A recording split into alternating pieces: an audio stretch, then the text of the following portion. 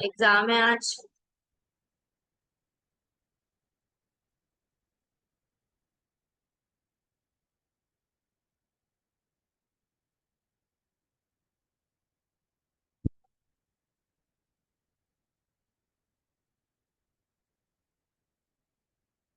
Okay, किसी को कोई डाउट है किसी सब्जेक्ट पे कुछ पूछना है?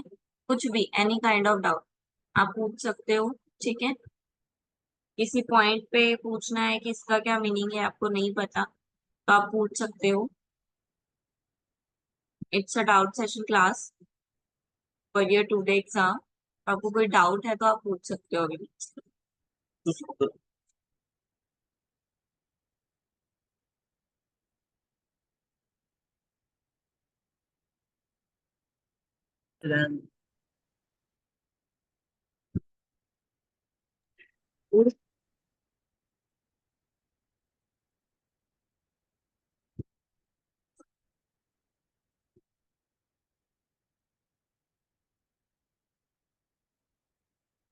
हाँ जी।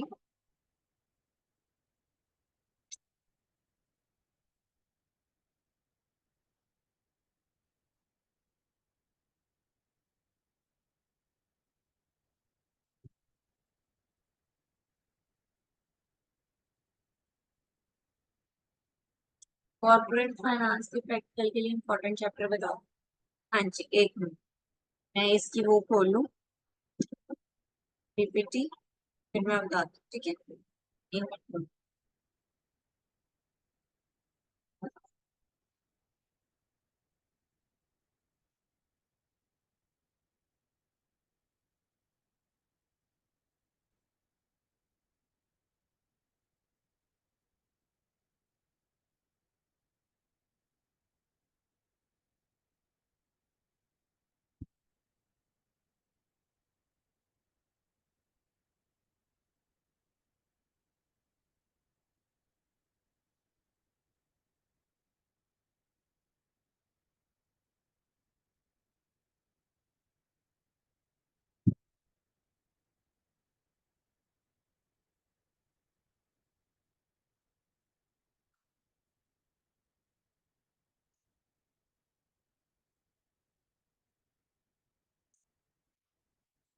हाँ जी, वैसे कोई भी सब्जेक्ट तो पहले दो चैप्टर तो करने ही करने।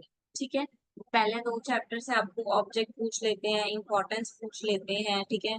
जैसे इसमें बिजनेस एथिक और सोशल रिस्पॉन्सिबिलिटी दिया हुआ है। ठीक है, ऐसी चीजें पूछ लेते हैं। क्लासिफिकेशन हो गई सोर्स ऑफ फंड की। ठीक है, long term short term. Equity share preference share का डिफरेंस कर लिया। दोनों का डिफरेंस करना है। ठीक है। इक्विटी शेयर प्रेफरेंस शेयर का जो डिफरेंस है टी फॉर्म में, वो करना है रिवाइज। ठीक है। अभी एक कॉपी पे छोटा छोटा लिखते जाओ जो बोल रही हूँ, सिर्फ एज अ हिंट। ठीक है। टेट और equity finance, type of debentures, ये सब एक बार रीड कर लेना। ठीक है। देन थर्ड है time value of money concept. इसमें प्रेजेंट वैल्यू फ्यूचर वैल्यू क्या होता है, एन्युटी क्या होता है। ठीक है, ये सब पढ़ लेना। टाइम लाइन क्या होता है, मतलब आपको मीनिंग क्लियर होने चाहिए पॉइंट्स के, ये होता क्या है।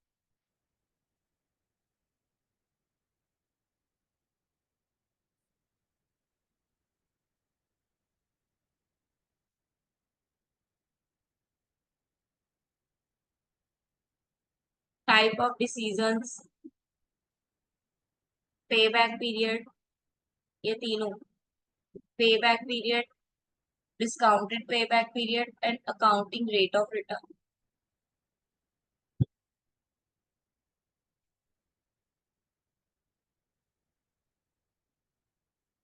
ये आपकी नेट इन्वेस्ट इसमें से वो आ सकते हैं प्रैक्टिकल। इसमें है ना प्रैक्टिकल नेट इन्वेस्टमेंट वाले में, इसका प्रैक्टिकल आ सकता है। अगर तो होता है ठीक है, नहीं होता तो ये जरूरी नहीं है ये करना, वैसे ये इजी था। हमने जब पढ़ा था ये इजी है नेट प्रेजेंट वैल्यू। ठीक है। प्रेजेंट वैल्यू में से रिक्वायर्ड जो इन्वेस्टमेंट है वो माइनस कर देनी है, आपकी एनपी भी निकल जाएगी अगर ऐसा क्वेश्चन आया तो, यानी कि जहाँ पे प्रेजेंट वैल्यू और रिक्वायर्ड इन्वेस्टमेंट दोनों दी होगी वहां पे मोस्ट इजिएस्ट क्वेश्चन बन जाएंगे, बस यही करना है माइनस। ठीक है।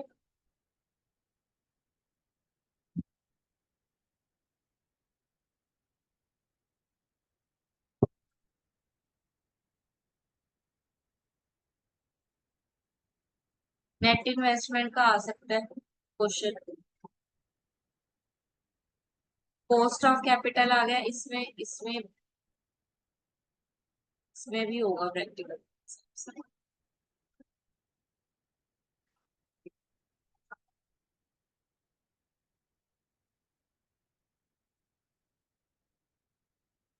नहीं,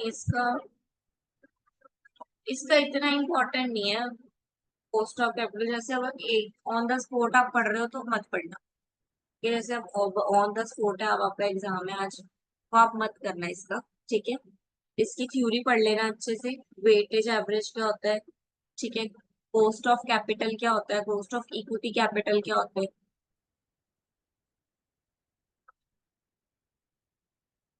नाउ फाइनेंशियल डिसीजन, इसमें that is very important, approach. Approach पढ़ के जाना, हर काइंड में पढ़ के ही जाना है। ठीक है। नेट ऑपरेटिंग, ये किसके कैपिटल स्ट्रक्चर की थ्योरीज हैं ये दोनों इसी का पार्ट है कैपिटल स्ट्रक्चर की थ्योरी का। ठीक है, ये दो क्या है, ये सारे। अगर आपको कैपिटल स्ट्रक्चर की थ्योरी आती है तो आपने ये सारी लिखोगे आप। ठीक है। थोड़ी थोड़ी उसमें, और अगर कोई एक एक पूछ लेता है तो आपको पता होना चाहिए। ठीक है। अप्रोच आ जाती होती है अकेले में, तो अप्रोच कर लेना अच्छे से। लीवरेज इंपॉर्टेंट चैप्टर, लीवरेज ये भी इंपॉर्टेंट है। ईबीआईटी और EPS, earning per share, earning before interest and tax analysis, ये भी पढ़ लेना, लीवरेजेस पढ़ लेना।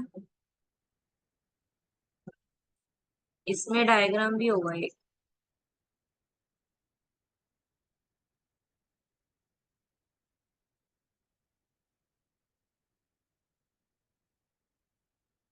तेरा,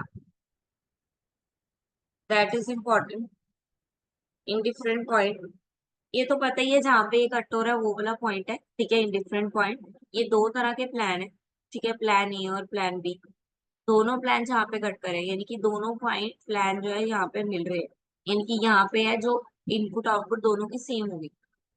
ठीक है, यानी कि इक्विटी एडवांटेज जो होने वाला है वो हमें सेम होने वाला है। ठीक है, मतलब नो प्रॉफिट नो लॉस वाली सिचुएशन है, उसको बोलते हैं इनडिफरेंस पॉइंट। ठीक है, इससे पहले हमें इक्विटी एडवांटेज हुआ और इसके बाद हमें डेट एडवांटेज हुआ।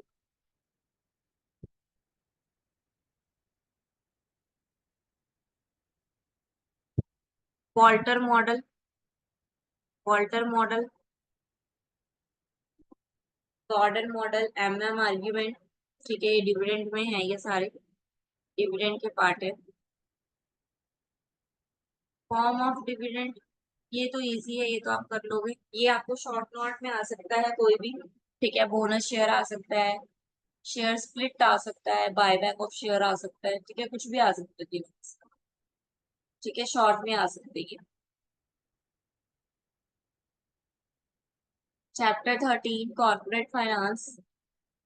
देखो, हमेशा याद रखना पहले दो चैप्टर और लास्ट दो चैप्टर, ये चार चैप्टर तो आपको पढ़ने ही पढ़ने हैं।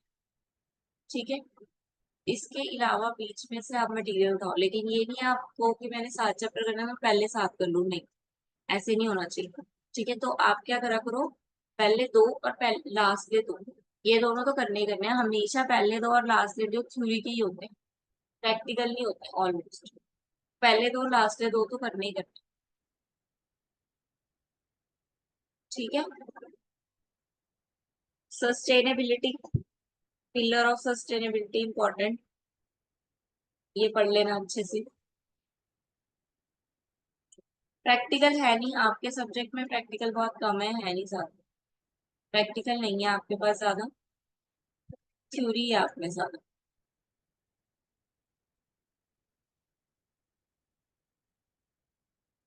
और कुछ पूछना है किसी को?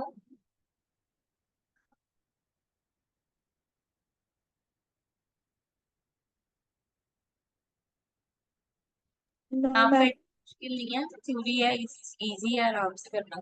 हाँ जी बोलो।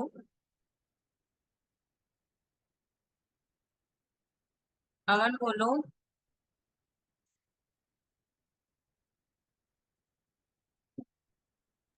मैम बस इतना ही पूछना था। क्या कह रहे हो, आवाज नहीं आई। मैम मैंने कहा बस इतना ही पूछना था।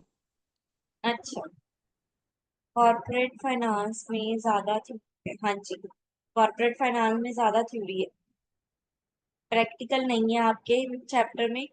प्रैक्टिकल है तो बस वो छोटे छोटे ही हैं, नेट प्रेजेंट वैल्यू वाले, ठीक है, और वो कॉस्ट ऑफ कैपिटल वाले, बस वही है, और नहीं है कॉर्पोरेट फाइनेंस। ऑलमोस्ट थ्योरी है।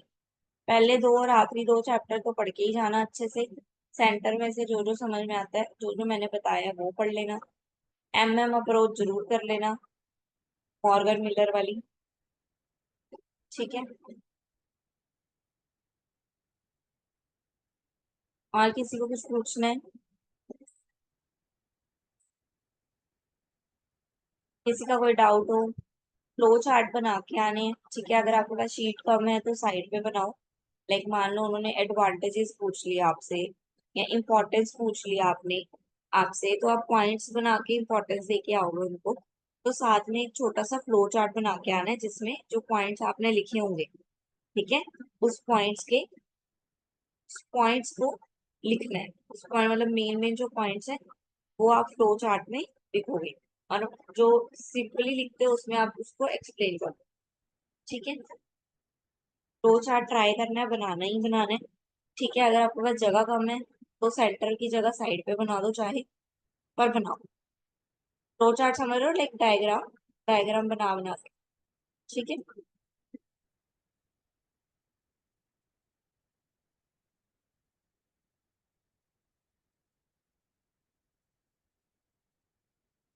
कुछ ना कुछ हो जाएगा आज का एग्जाम अच्छे से।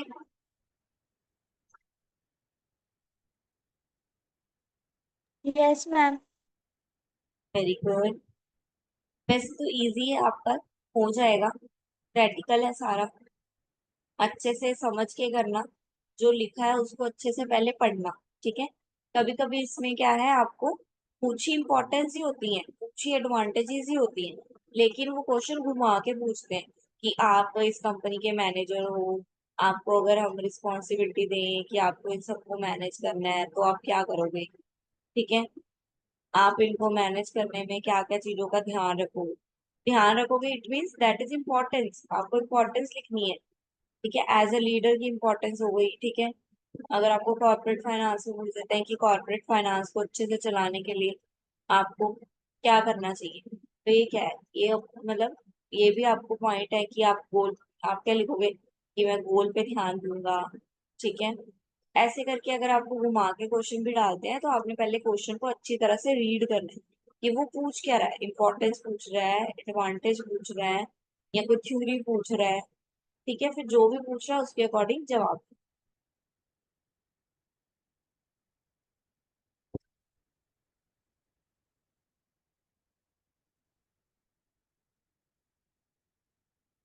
ठीक है, मान लो वो पूछता है आपके लिए प्रेफरेंस शेयर ज्यादा बेटर है या इक्विटी शेयर, तो इसका मतलब क्या है, वो दोनों का डिफरेंस पूछ रहा है, ठीक है, कि दोनों का डिफरेंस बताओ पहले।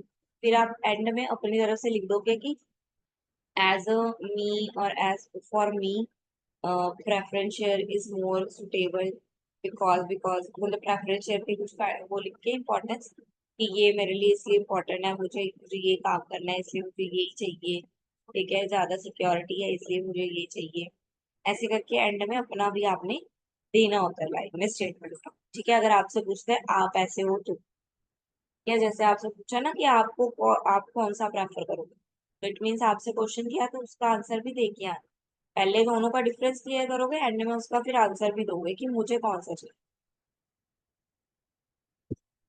क्लियर है?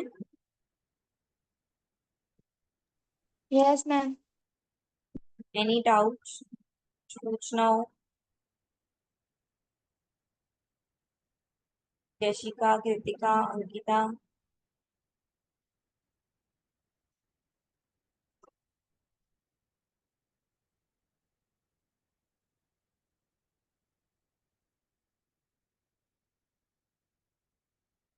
नहीं है कोई doubt? Okay, very good. All the very best, अच्छे से करके आना। और एक बात, कोई छोड़ के नहीं आना क्वेश्चन। जैसा आता है, जितना आता है करके आना। ठीक है, कुछ छोड़ के नहीं आना बिल्कुल। जैसा आता है, जितना आता है, नहीं समझ आ रहा फिर भी लिखो। ठीक है, इसमें से जो भी तुमको समझ में आए, एक अक्षर समझ में आए, एक पॉइंट समझ में आए, लिख दो बस, छोड़ के नहीं आना। ठीक।